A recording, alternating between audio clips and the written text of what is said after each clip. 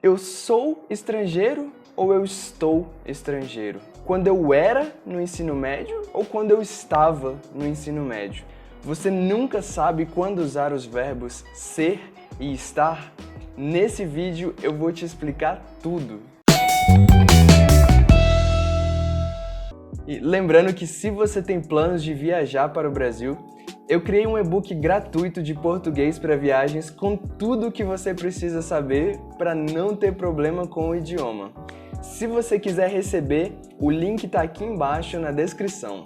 Bom, de maneira geral, a diferença entre os verbos ser e estar é a seguinte. O verbo ser é utilizado para falar sobre características permanentes de uma pessoa ou de um objeto, enquanto o verbo estar é usado para falar sobre características temporárias. Por exemplo, eu sou brasileiro, ele é alto, nós somos inteligentes. Então perceba que brasileiro, alto e inteligente são características que não mudam com o passar do tempo. Por outro lado, temos exemplos com o verbo estar.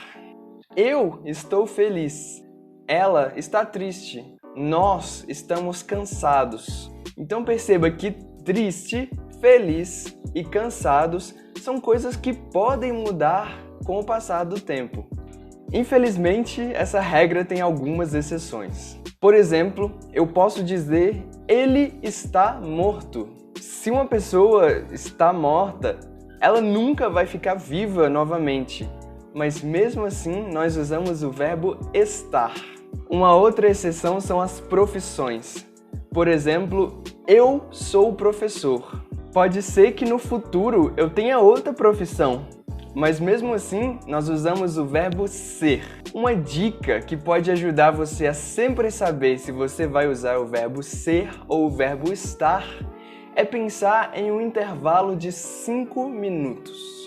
Você deve fazer a seguinte pergunta: essa característica pode mudar num intervalo de 5 minutos? Se a resposta for sim, você vai usar o verbo estar. Se a resposta for não, você vai usar o verbo ser. Naquele exemplo, ele está morto, mas 5 minutos atrás ele poderia estar vivo. Então, por isso, usamos o verbo estar. Eu sou professor.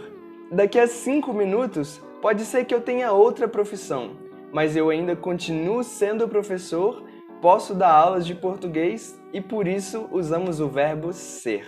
Deu para entender? E uma dica extra para você. Muitas vezes, os brasileiros abreviam o verbo estar. É muito comum você ouvir as pessoas falarem eu tô em vez de eu estou. Ou então falarem ele tá em vez de ele está. É isso, espero que esse vídeo tenha sido útil para você.